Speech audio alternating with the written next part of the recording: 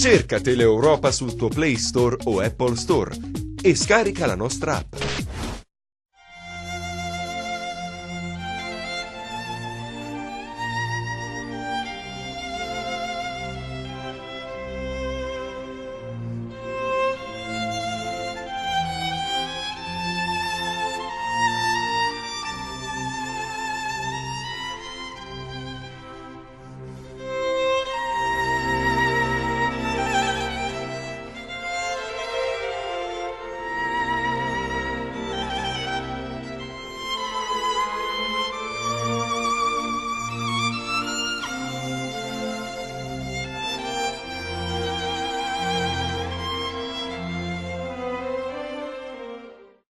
Ori di Calabria, olio, tartufo e vino, se ne parla oggi in questa puntata di A come Agricoltura. Benvenuti a tutti voi telespettatori. Ne parliamo nell'Istituto Aletti di Trebisacce. Andiamo quindi a conoscere più da vicino i protagonisti di questa giornata. Franco Mundo, sindaco di Trebisacce, oggi ci troviamo all'Istituto Aletti della sua città, un istituto che tra gli altri ha anche un indirizzo enogastronomico, una risorsa per questo territorio. Beh, penso proprio di sì.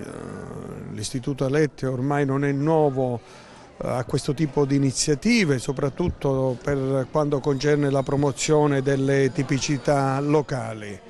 Noi proprio per questo impegno, ma soprattutto per questa lungimiranza da parte dei dirigenti dell'Istituto Aletti, non perdiamo occasione per far sentire la nostra vicinanza, il nostro sostegno alla dirigente scolastico, al corpo docente e soprattutto agli alunni, perché iniziare con la formazione, con il far comprendere l'importanza dell'utilizzo delle materie prime del territorio ha un significato notevole, non solo per la capacità di sprigionare un indotto di natura economico e lavorativo, ma soprattutto di dare la possibilità di formare questi ragazzi utilizzando ciò che di noi meglio abbiamo. E siccome le tipicità sono tante, preparare questi ragazzi ad affrontare il mondo del lavoro penso che sia una cosa utile ed importante.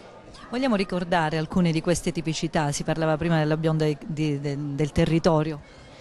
Beh, le nostre tipicità, insomma, a parte il biondo che ormai è conosciutissimo, questa arancia tipica di Trebisacce della particolare caratteristiche organolettiche che matura nella tarda primavera, quando ormai le arance non vengono prodotte più da nessuna parte.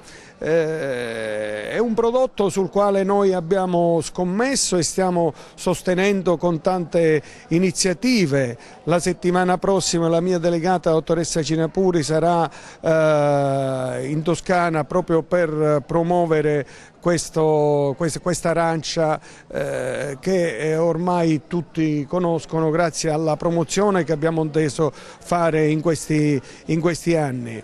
Poi Trebisacce è nota per la sua tradizione culinaria, per il pesce, per il mercato del pesce che ormai ci caratterizza da tanti anni, e per la flotta peschereccia. Tutto ciò costituiscono delle potenzialità per la nostra città, sulle quali noi stiamo scommettendo e investendo non solo dal punto di vista politico, ma stiamo investendo dal punto di vista economico, perché non perdiamo occasione per presentarli in tante manifestazioni, nelle fiere, anche fuori dalla Calabria. Quindi grazie anche e soprattutto ai miei collaboratori che stanno lavorando incessantemente su questo aspetto, la dottoressa Cinapura che sta spendendo per promuovere le nostre tipicità,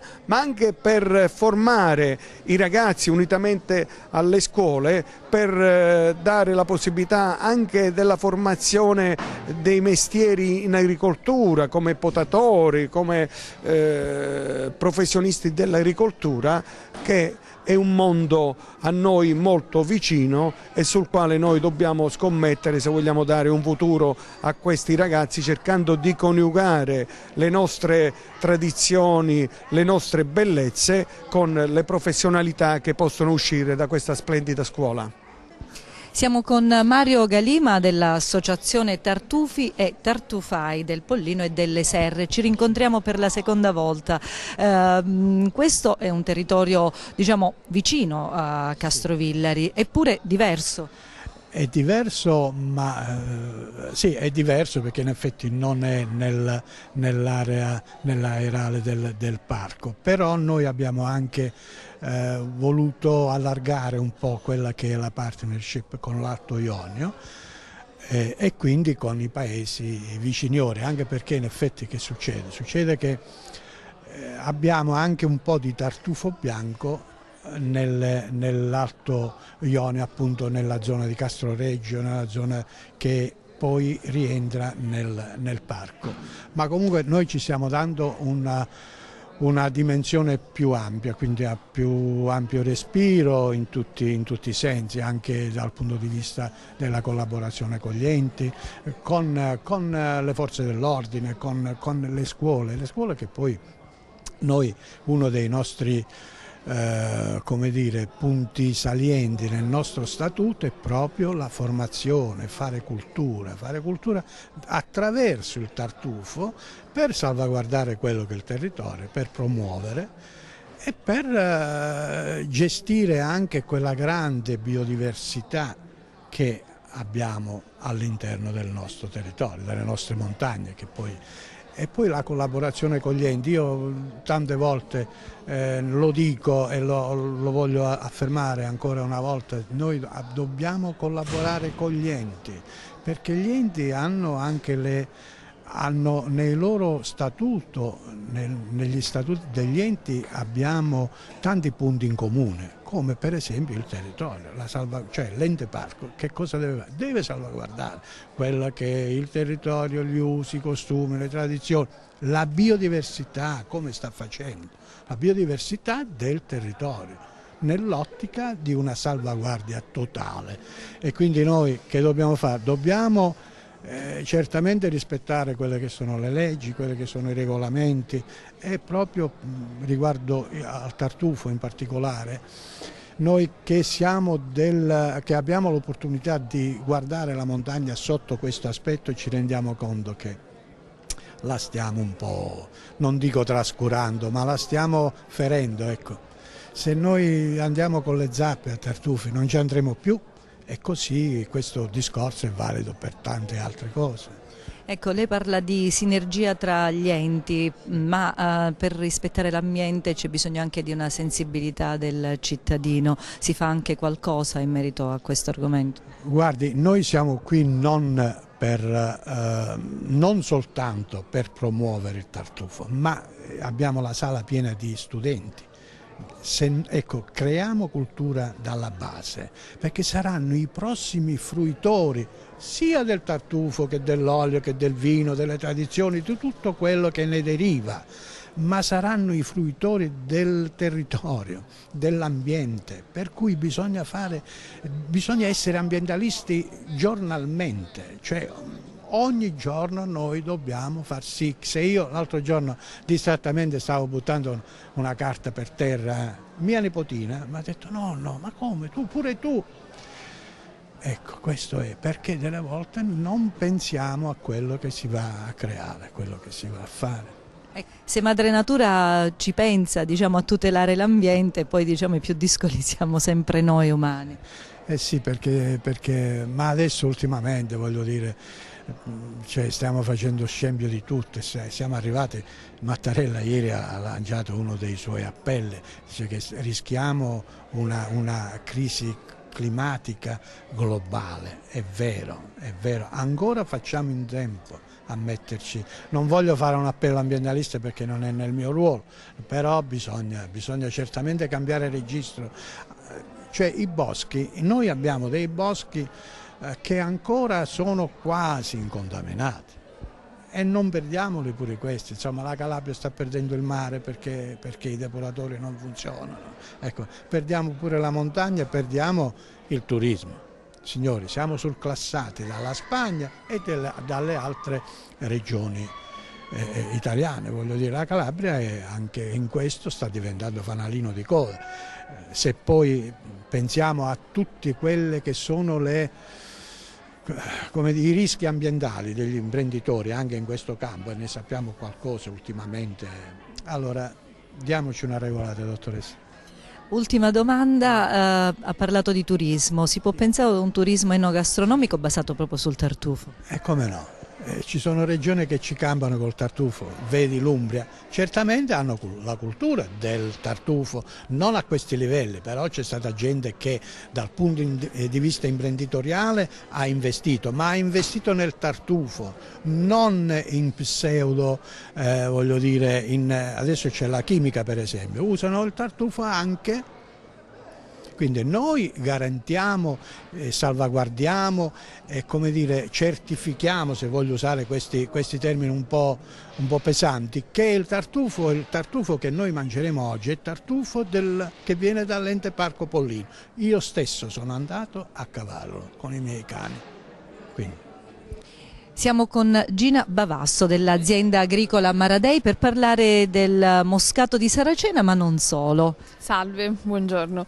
Allora sì, noi siamo un'azienda a Saracena, per l'appunto, un'azienda che si estende più o meno su 20 ettari, la prevalenza uliveti e 4 ettari di vigneti dove coltiviamo solo ed esclusivamente vitigni autoctoni, quindi la guarnaccia bianca e la malvasia bianca, il magliocco e la malvasia nera per quanto riguarda le uve a bacca rossa.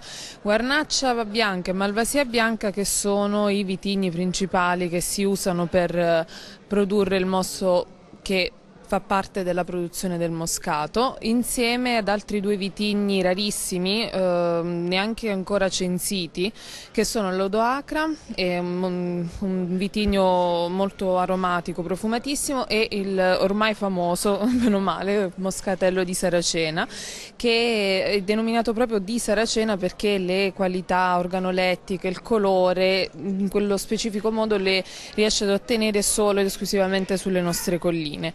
Viene vinificato con un metodo molto particolare, importato dagli arabi durante la dominazione che abbiamo subito nel IX secolo. Le abbiamo subite un po' tutte, ma gli arabi ci hanno lasciato questo metodo. Stiamo parlando del moscato, ovviamente. Del moscato, sì. La particolarità rispetto ad altri vini passiti è che noi facciamo bollire il mosto, quindi c'è questa bollitura del mosto delle uve Guarnaccia, Malvasia e Odoacra, e solo in un secondo momento all'interno di questa riduzione di mosto vengono buttati gli acini appassiti di moscatello.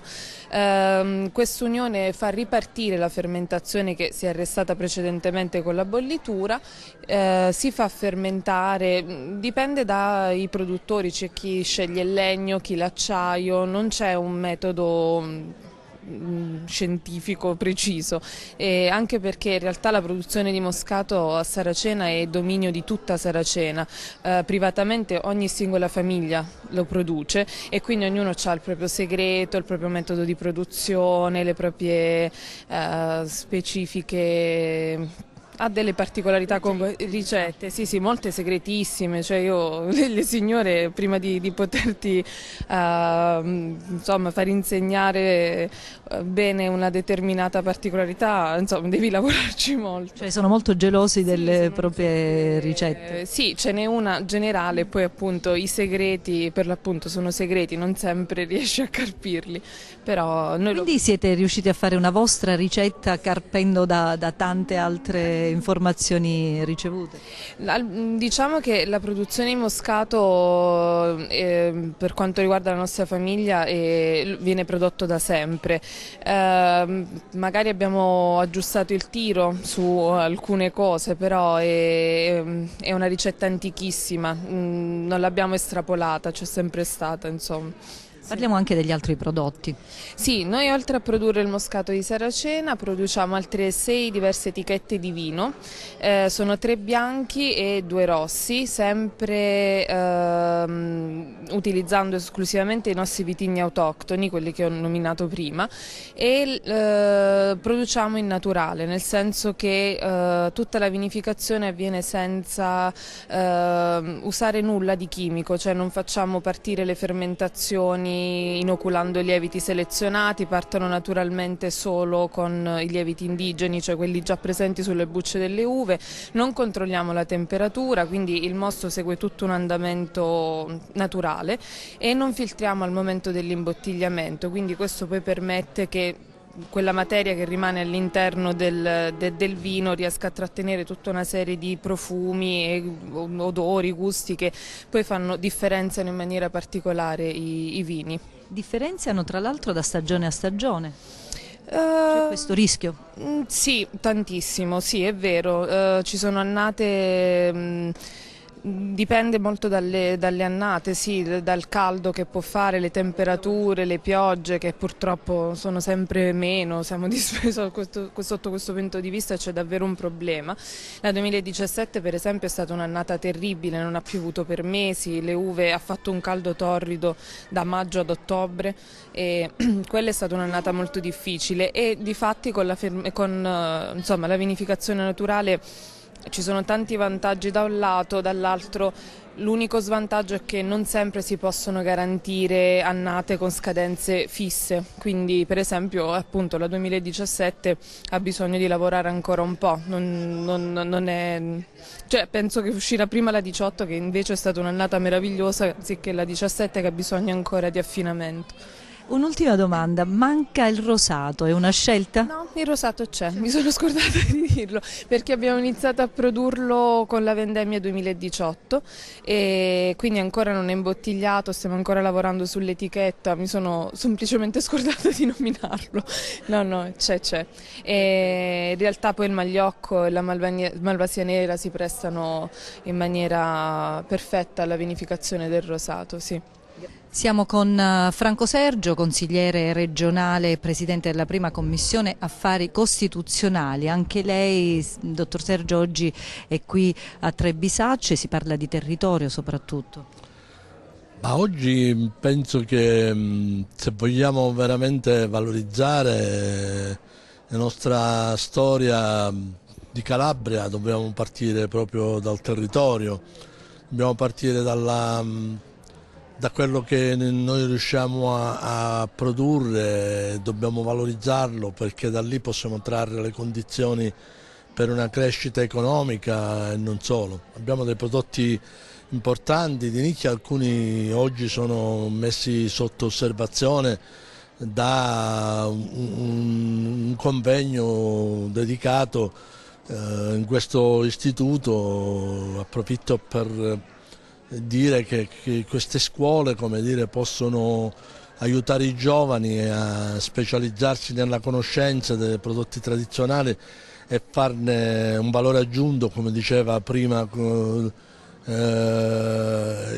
professore nella sua valutazione, farne un motivo di crescita anche professionale ma soprattutto di crescita economica. Noi parliamo di olio, uno dei prodotti di nicchia, di eccellenza della nostra regione, spesso, come dire, vengono sottovalutati probabilmente a causa di una normativa non sufficiente e poco adeguata che andrebbe sicuramente rivista, ma soprattutto perché non abbiamo avuto politicamente la capacità di promuovere e valorizzare i nostri prodotti d'eccellenza. L'olio fra questi rappresenta un prodotto che dal punto di vista non solo economico ma soprattutto dal punto di vista nutrizionale, dal punto di vista della salute può rappresentare una differenza. Oggi c'è una recrudescenza di alcune patologie neurovegetative, neoplastiche, e la dieta mediterranea, di cui l'olio potrebbe essere la componente essenziale, potrebbe essere utilizzata per una prevenzione verso appunto questo tipo di malattia, che con la maggiore età purtroppo hanno una evoluzione esponenziale. Noi, partendo da quello che poteva essere lo studio del 70 Country di Engel Keys a Nicotera, dove si stabilì che la patria della dieta nasceva lì perché fu provato che vi era una longevità, un'attesa di vita molto più alta, poi per distrazione anche della nostra politica nazionale purtroppo siamo stati scippati da questo luogo, diciamo, che poteva essere un bando per tutto il mondo, perché la politica ha stabilito, solo perché Keys ha avuto una sua residenza postuma a Pollica, è diventata la patria della dieta mediterranea. Quindi spesso non poter, ma io dico un'altra cosa, che noi attraverso questi prodotti possiamo essere attrattori di un turismo che oggi va affermandosi molto più velocemente, perché le persone oggi hanno bisogno di andare a contatto con i luoghi, con il territorio, con la natura, con il paesaggio, toccare con mano quello che può essere una qualità della vita diversa. Noi abbiamo un clima, un ecosistema, come dire, ancora ottimo, e quindi un clima mediterraneo molto unito, e quindi possiamo essere veramente un luogo dove si afferma questa nuova filosofia di un turismo che va a valorizzare non solo i prodotti tipici, ma anche e soprattutto quello che il territorio esprime dal punto di vista culturale, dal punto di vista delle tradizioni, dal punto di vista enogastronomico. Abbiamo prodotti come il vino, il biondo di Trebisacce, il limone di Rocca Imperiale e tante altre cose, il vino, il moscato di Saracena. Abbiamo ora anche il tartufo. Mi fa piacere scoprire che il tartufo sta diventando probabilmente un prodotto, anche questo, che può diventare un veicolo economico, perché i tartufi costano tanto, i nostri pare che siano anche di ottima qualità, e quindi coltivare anche questo tipo di produzioni diventa sempre per noi un'opportunità per far sì che i nostri giovani abbiano la possibilità di trovare ulteriori opportunità per restare al sud, per restare in Calabria. Noi dobbiamo necessariamente arrestare questo fenomeno, come dire, perché stiamo perdendo il nostro valore aggiunto per il futuro.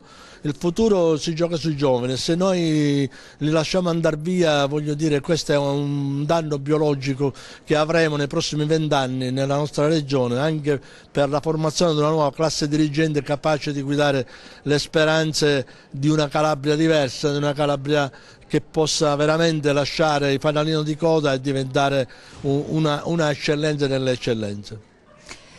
Marilena Vigiano, dirigente scolastico dell'Istituto Aletti di Trebisacce, un istituto che tra i vari indirizzi ha anche quello dell'enogastronomico, chimico, tra l'altro che si combinano anche molto bene insieme. Si parla anche di turismo, si è parlato oggi di turismo, forse questo indirizzo come dire, può dare una grande mano, un grande contributo alla più che rinascita, diciamo, a far sì che questo turismo decolli e sviluppi nella maniera migliore. Sì, io credo che questo istituto sia ormai un interlocutore irrinunciabile per chi crede nello sviluppo di questo territorio, in quanto, come lei diceva, noi abbiamo sia un istituto tecnico-chimico, quindi che si interessa di quello che è il territorio da tutti i punti di vista in un'ottica ecosostenibile, e abbiamo poi degli indirizzi professionali come ad esempio l'alberghiero. Non solo, abbiamo anche il socio, anche l'elettrico. Il problema, quindi, questo tipo di istituto ha delle caratteristiche, che è quello che prepara, getta le basi per una preparazione culturale dei futuri cittadini, ma anche competenze professionali. Quindi, credendo noi avendo noi un sogno, come dicevo diciamo nell'introduzione, nei saluti, quello di contribuire affinché i nostri giovani rimangano nel sud, in particolare nella Calabria, io credo che quindi soltanto con un tipo di istituto di questo tipo si può arrivare a fare acquisire ai nostri giovani delle competenze tali per promuovere il territorio stesso, in un'ottica di ecosostenibilità, perché nel momento in cui parliamo di risorse del territorio significa anche muoversi non solo in uno sviluppo economico, ma in uno sviluppo economico ecosostenibile. Oggi è un bel esempio di sinergie, perché accanto alla scuola troviamo aziende, quindi troviamo istituzioni, ulteriori istituzioni e poi esperti del settore. Sì, noi crediamo molto nel fatto che il sogno di cui lei parlava, no? Quello di far sì che i nostri giovani rimangano al sud, si possa realizzare solo se tutti gli enti, tutte le istituzioni, le associazioni lavorano in sinergia. Nessuno di noi può fare nulla da solo, solo insieme, avendo una finalità, un obiettivo comune, ognuno spendendo le proprie qualità, le proprie competenze, può contribuire a far sì che i nostri giovani rimangano qui. I 3 ori di Calabria, oggi si parla di questo, in particolare nella sua scuola. Non è il primo anno, tra l'altro, che ospita questo evento? No, non è il primo anno, c'è stato un evento qualche anno fa, nello specifico del Tartufo, prima che io venissi, però è una tradizione, quello di promuovere le eccellenze del territorio in tutti i campi. Quindi noi abbiamo voluto ripetere l'esperienza proprio rispetto in particolare al Tartufo, perché non è conosciuto come risorsa, no, del territorio, ma anche per gli oli e per i vini, perché devono essere, come dire, il volano, no? A cui aggrapparsi per poter far sviluppare questa regione. E prima di proseguire con le altre interviste ci fermiamo per qualche minuto per la pubblicità. A dopo.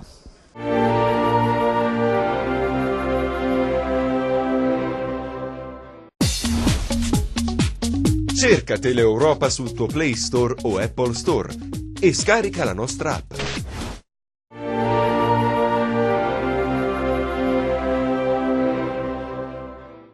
Rientriamo qui dall'Istituto Aletti di Trebisacce per continuare a conoscere più da vicino i protagonisti di questa giornata e per continuare soprattutto a parlare degli ori di Calabria, olio, tartufo e vino. Olio, tartufo e vino, oggi qui presente anche Nino Iannotta, un accademico e esperto del settore olivicolo, ricercatore del Craoli. Questo connubio importante, olio, vino e tartufo, a cominciare proprio dall'olio.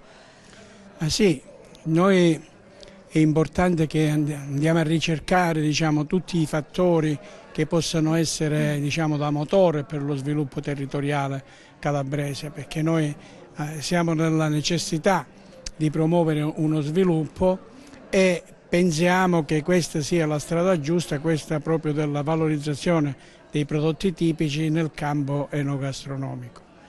Parlare di olio e di olivicoltura qui a Trebisacce, diciamo, è quasi scontato per l'antichità a cui risale, diciamo, questo tipo di coltivazione. Io voglio ricordare che in un sito archeologico proprio di Trebisacce sono stati ritrovati alcuni reperti importantissimi risalenti a 4.000 anni avanti Cristo, il che significa, testimonia che l'olivicoltura è qui presente anche antecedentemente alla invasione magno-greca in Calabria. Quindi, diciamo, è un'olivicoltura antica, è un'olivicoltura dalla quale dobbiamo ripartire, e questo io ho tratteggiato nella mia relazione facendo leva sull'attenzione dei ragazzi, che ho visto molto interessati a questo riguardo, pensando a un'olivicoltura ovviamente diversa rispetto a quella di 6.000 anni fa, un'olivicoltura multifunzionale che diciamo, risponde a molte esigenze sociali, quelle del paesaggio, quelle della salvaguardia ambientale, quella della salvaguardia idrogeologica, quella della promozione dello sviluppo agrituristico, e quindi sono tutte funzioni che fra loro possono essere, diciamo, interpretati nell'ottica di uno sviluppo rurale. Attenzione, sviluppo rurale non vuol dire sviluppo agricolo, vuol dire una ruralità, quindi, diciamo, una possibilità di far migliorare le condizioni di vita complessive di chi lavora in ambito agricolo e in olivicolo in particolare, e questo, diciamo, l'abbiamo riferito ad alcune circostanze particolari, come per esempio quello dell'ottenimento di un olio di qualità.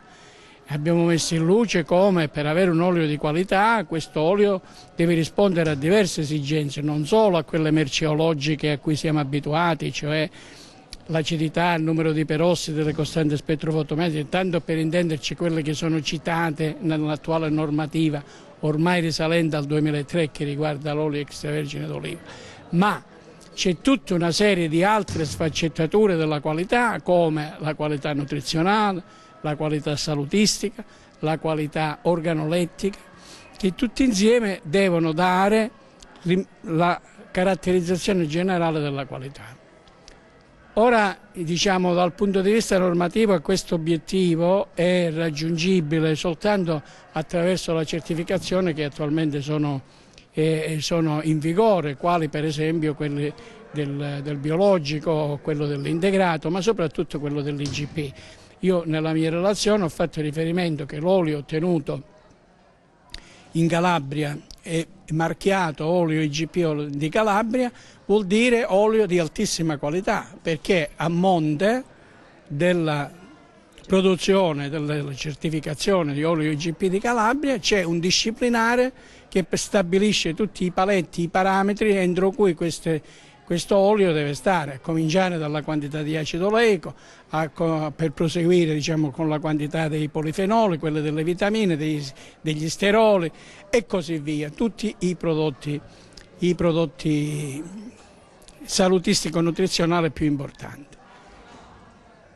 Nel finale della relazione, approfittando anche dello spunto di una ragazza studentessa che nella presentazione aveva fatto riferimento alla possibilità di utilizzare i prodotti secondari dell'olivicoltura, quindi l'olio o alcuni tipi di olio da utilizzare in parte nella cosmesi, nella produzione di saponi, di creme e di altri prodotti cosmetici di grande interesse, di grande portata, ma soprattutto su quello farmaceutico, perché queste sostanze polifenoliche, per esempio, che sono sostanze antiossidanti e che servono a prevenire moltissime malattie, perché questi antiossidanti sono in grado di bloccare i radicali liberi e quindi di prevenire malattie anche importanti come la malattia neoplastica, per esempio, o le malattie neurodegenerative, parliamo del Parkinson, oppure parliamo dell'Alzheimer, che sono di grandissima attualità, che vengono prodotti queste sostanze proprio estratte dall'olio e possono essere vendute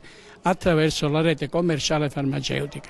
Sono prodotti che oggi vengono chiamate nutraceutiche perché hanno una doppia valenza sia in ordine, diciamo, alla loro capacità nutrizionale sia in ordine alla loro capacità farmaceutica. Quindi, diciamo, tutti insieme questi fattori della qualità devono rappresentare quel valore aggiunto che praticamente deve permettere a un olio calabrese, che in genere sono oli ottenuti da un patrimonio genetico meraviglioso, perché noi abbiamo una serie di cultivar, fra l'altro menzionati anche nel disciplinare dell'olio IGP di Calabria, che ci permette di conseguire queste produzioni di altissima qualità con altissimo valore aggiunto e quindi di raggiungere e essere competitivi sui grandi mercati internazionali. Una ultimissima domanda prima di concludere, magari approfondiremo chissà in un'altra puntata. Lei ha accennato prima ad una parte storica dell'olio, della produzione dell'olio, ma soprattutto della pianta, dell'ulivo. Oggi si è un po' dimenticato quello che rappresentava anche questa pianta nel tempo e sarebbe bello recuperare anche quella tradizione. Certamente sì, infatti, diciamo, la tradizione storica dell'olivo è semplicemente fantastica e che riguarda, diciamo, innanzitutto i paesi che per primi hanno cominciato a utilizzare la coltivazione dell'olivo, fra questi l'Italia e in Italia, diciamo, le regioni meridionali, tra cui ovviamente la Calabria. Sì, l'olivo rappresenta, diciamo, la storia della Calabria e dell'olivicoltura, delle popolazioni calabresi, delle popolazioni mediterranee e una grandissima valenza anche su altri aspetti riconosciuti, per esempio l'olivo è il simbolo della pace, quindi dal punto di vista della socialità è grande importanza.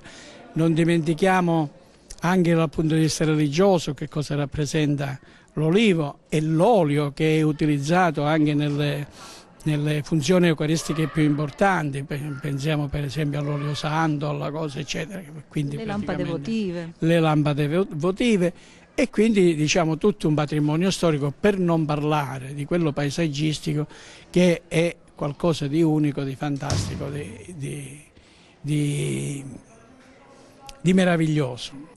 Siamo in compagnia del micologo Eugenio Porcella. Dunque, la situazione in Calabria, funghi e tartufi, possiamo dire che è allo stesso livello oppure c'è qualche cosa che manca nell'uno o nell'altro? Diciamo che non è allo stesso livello, perché con i funghi già la legge è iniziata molto tempo prima, e poi i funghi interessano una larga parte del territorio calabrese, e quindi per i tartufi le condizioni del terreno, il tipo di terreno, gli habitat influiscono nella crescita, sono determinanti nella cerca, e quindi non è esteso su tutto il territorio calabrese. Ci sono delle zone dove il terreno deve essere tipicamente calcareo per quanto riguarda specialmente le specie nere, il tuber estivum, il tuber melanosporum, il tuber unginatum, il brumale, macrosporum. Sono delle specie che crescono in habitat dove il terreno è tipicamente calcareo. Andare a tartufi in zone acide dove ci sono alberi di castagno, per esempio, o dove c'è la felce, difficile trovare i tartufi. Per andare a tartufi c'è bisogno comunque del cane, cioè, che è l'amico fidato dell'uomo per quanto riguarda specialmente il ritrovamento di questo diamante, diciamo, di questo bene prezioso che abbiamo. E pare che la Calabria da un po' di tempo a questa parte si sia svegliata. Infatti è nata una legge regionale sulla ricerca dei tartufi nel 2009, e quindi poi questa legge ha fatto sì che si potesse dare la possibilità alle persone per andare a trovarli, e quindi si è fatta una commissione. Questa commissione sono anche io, faccio parte come tecnico. La commissione viene convocata da Calabria Verde, cioè sempre tramite l'assessorato all'agricoltura, e le persone che fanno la domanda si sottopongono ad un test dove devono superare questi test, e poi una piccola prova orale. Se superano l'esame si dà il tesserino per andare a raccogliere. E da 6 anni a questa parte già la Calabria conta quasi 400 persone che hanno la tessera di raccoglitori di tartufo. Il tartufo in Calabria c'è sempre stato. Venivano da fuori a prenderselo, venivano con i caravan, gli abruzzesi, venivano con i caravan, quelli della Basilicata, quelli della... Ecco, questa è una cosa che io non sapevo. Venivano perché il Pollino è molto molto ricco di tartufi, specialmente anche la parte che riguarda la Calabria. Il Pollino non è solamente la Calabria, ma la parte che riguarda la Calabria, specialmente le zone di Novacco, le zone di sopra Verbicaro, le zone che riguardano pure la parte della Sila che scende verso Crotone, cioè una zona calcarea, la zona di Verzino per esempio, è un paese che si trova da San Giovanni in Fiore per andare a Crotone, la prima di Belvedere Spinello. E poi il tartufo è distribuito a macchie di leopardo in tutta la Calabria. Un po' in tutta la Calabria. Senta, c'è il bianco pregiato esiste anche da noi, non è vero che non c'è, esiste, c'è gente che lo raccoglie e lo vende poi nei ristoranti del nord, nei ristoranti del centro Italia. Senta, ma sinceramente ha le stesse peculiarità e lo stesso pregio del tartufo, diciamo quello più rinomato, piemontese oppure di altre regioni? Io personalmente sostengo che il tartufo è quello, è un fungo ipogeo che cresce sottoterra, quindi dal punto di vista proprio geologico, cioè è sempre esistito, cioè anche in Calabria, non è che è una forma che cresce al nord, cresce al centro, cresce al sud, cresce in Croazia, cresce in Albania, cresce in Grecia, in Turchia, in Marocco, dappertutto. Cioè le zone vocate alla crescita del tartufo come habitat e come terreno sono idonee per la formazione di questo tubero, diciamo, simile ad un corpo rotondeggiante, gibboso per quanto riguarda alcune specie che che vengono vendute bene anche nei ristoranti nostri calabresi. Un'altra domanda, c'è il rischio di estinzione del tartufo così come dei funghi se non vengono raccolti bene o è un mito? No, no, non è un mito proprio per niente, cioè il rispetto delle norme vigenti in materia è essenziale, perché servono ad eliminare gli atti vandalici che si verificano nella raccolta. Cioè andare a tartufi senza cane, cioè si ha la possibilità, alcune persone che conoscono alcune zone particolari vanno senza cane, fanno solamente dei danni. Il cane è importantissimo per la ricerca del tartufo, e poi bisogna chiudere le buche che quando vengono presi i tartufi, con il vanghetto si estrae il tartufo e non bisogna lasciare delle buche aperte, bisogna richiuderle, perché è importantissimo che la parte ifale, le ife, che sono delle cellule filamentose, cioè che poi si aggromenano e formano il corpo fruttifero del tartufo. È importantissimo che non vengono messi allo scoperto e messi all'intemperie, gelo, freddo, in modo tale che la stessa terra che è stata tolta deve essere rimessa immediatamente sopra, per evitare che questi tartufi spariscono, scompaiono in quelle tartufaie. Le tartufaie da noi ce ne sono naturali, ma ci sono anche da un po' di tempo a questa parte qualcuno che sta impiantando anche delle tartufaie coltivate. Le tartufaie coltivate penso che da noi possono essere riferite solamente al tartufo nero. Per quanto riguarda il tartufo bianco, il tartufo magnatum, il tuber magnatum pregiato di Alba, è difficile fare la tartufaia. Però ci sono le tartufaie naturali di tartufo pregiato di Alba da noi, tipo nella zona del Vibonese, tipo nella zona di Roggiano Gravina, tra Roggiano Gravina e Montefollone. Ci sono delle zone dove ci sono querce che producono e pioppi che producono tartufe del tipo tuber magnatum pico, che sarebbe il tartufo pregiato di Alba. E dalla cucina dell'Istituto Aletti di Trebisacce andiamo a vedere proprio la realizzazione di alcuni piatti ad opera degli allievi, guidati ovviamente dallo chef e dal professor Pisani. Allora, lei è? Buongiorno, Francesco Perri, allievo chef della scuola Aletti. Che cosa vediamo? Vediamo un tortino un flan di zucca sul letto di un cremoso formaggio silano, la nostra provola silana famosissima, ridotta ad una fonduta molto più cremosa. Poi passiamo il piatto alla signorina Lucia, che adagia questo flan di zucca, e andiamo avanti a completare il piatto con la signora Irone, con una bella granellata di tartufo bianco marzuolo, perché lo produciamo nel mese di marzo, e un filo d'olio d'oliva. Un filo, signora. Stop. Perfetto, è già pronto per essere gustato allora? Preciso proprio. Non manca nulla. Buon appetito. Adesso vediamo la realizzazione del primo piatto che compare sul menù. Questo piatto comprende i paccheri di Gragnano con salsa di pere e taleggio all'aroma di tartufo. Intanto è un piatto complicato e semplice da realizzare? Semplice. Allora, parliamo delle materie prime, che cosa comprende? Sciogliamo burro e taleggio. Intanto mescoliamo la pasta, poi ci buttiamo le pere.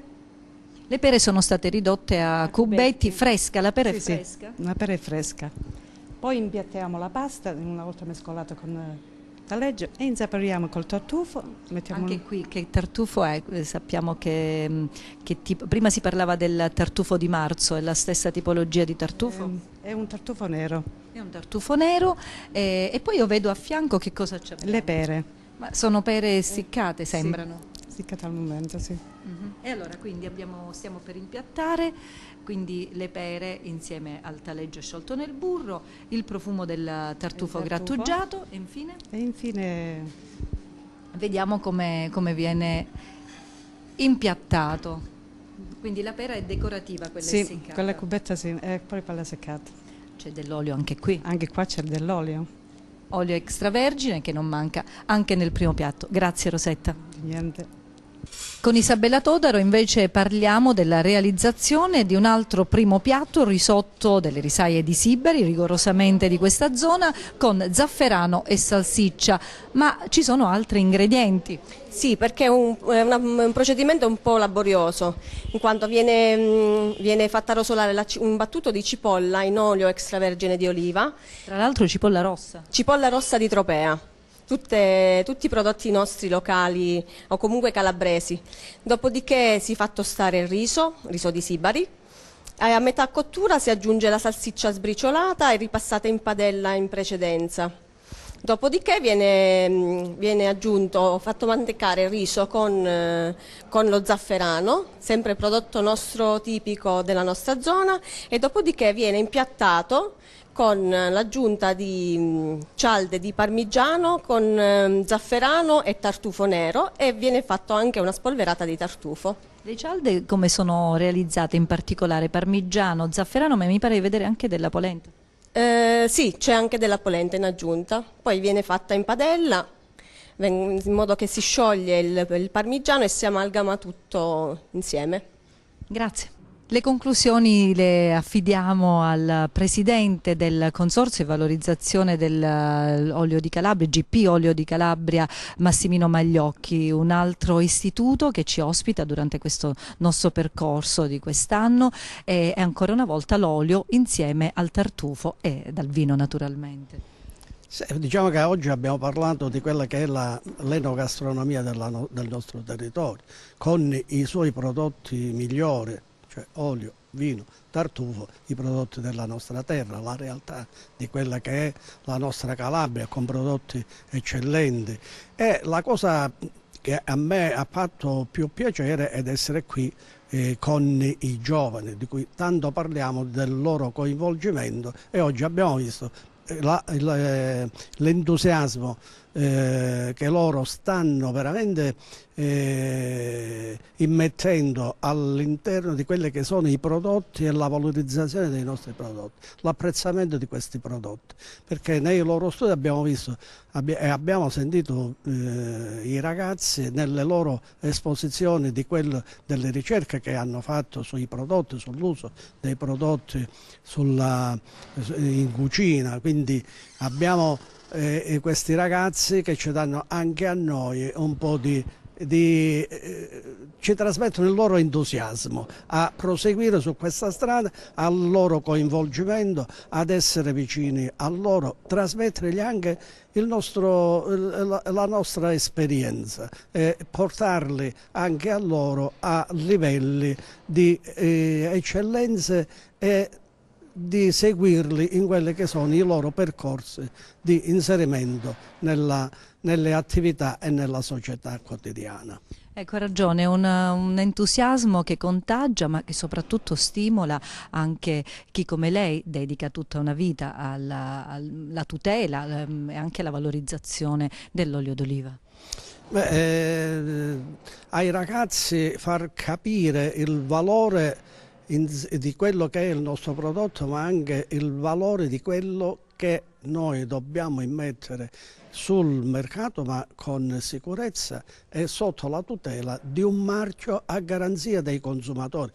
Questo perché oggi stiamo purtroppo assistendo, ed è emerso stamattina anche dalla manifestazione, da quello che sono state le varie relazioni, le sofisticazioni e le truffe che avvengono purtroppo sui nostri prodotti, perché noi abbiamo prodotti che conosciuti in tutto il mondo, abbiamo questo marchio Made in Italy che ci apre le porte in tutte le parti, abbiamo i marchi comunitari DOP, IGP che danno sicurezza al consumatore, però se non riusciamo anche ai ragazzi a far capire il valore di queste cose, loro restano un po' spaesati di quello che è il prodotto in sé, ma è di quello che deve essere il prodotto e di come essere presentato e tutelato.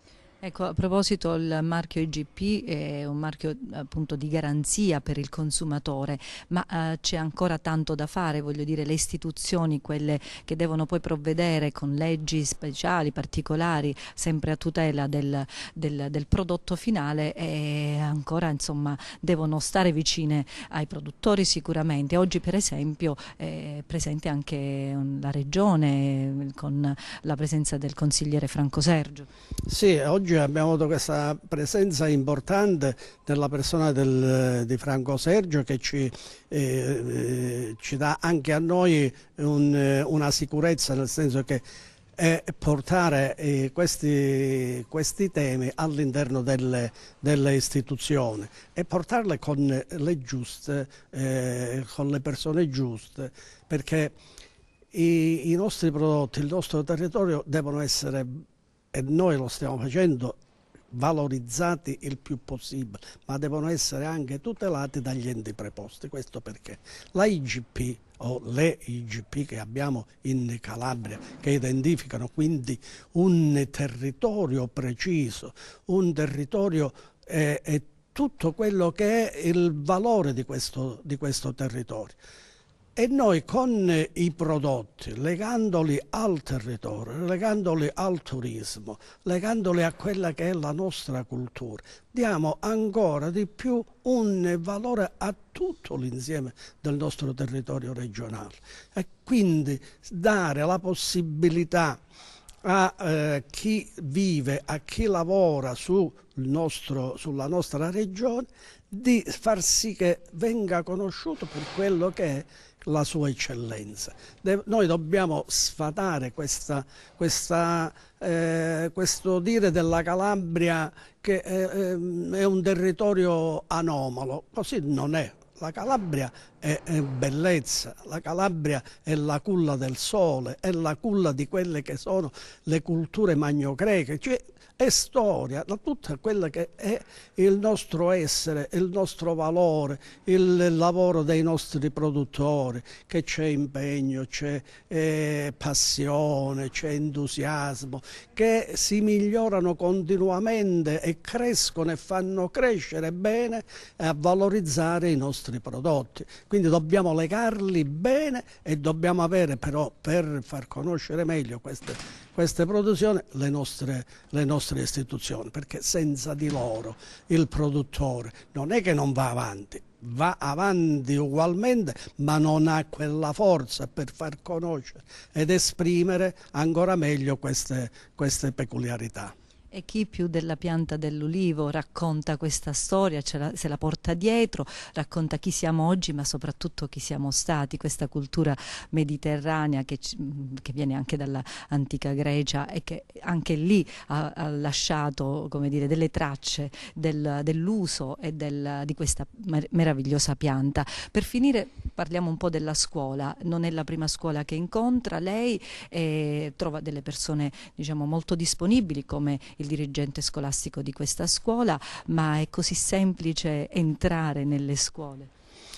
Beh, io devo dire che non abbiamo difficoltà ad entrare nelle scuole, stiamo trovando aperture, stiamo trovando quell'entusiasmo che lo abbiamo visto stamattina con i ragazzi, ma anche da parte dei docenti molto interesse, anzi a volte ci siamo trovati ad essere sollecitati da loro ad essere presenti in questo tipo di manifestazioni, ma anche organizzare insieme questo tipo di attività per dare queste possibilità ai ragazzi di conoscere meglio il prodotto, cioè conoscerlo sin dalle origini.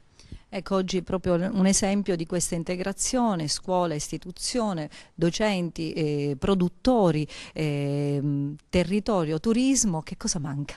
No, credo che non manchi niente, perché essendoci tutta la filiera non può che esserci tutto. Oggi non può che esserci un augurio affinché queste cose si sviluppino sempre più, si intensifichino sempre più e si realizzino. E ognuno di noi, per quello che è la sua parte, deve far sì che queste cose si realizzino, si portino avanti e si sviluppino sempre nel migliore dei modi. Ecco, e con questo augurio del dottor Massimino Magliocchi noi vi salutiamo e vi diamo appuntamento alla prossima puntata di A come Agricoltura.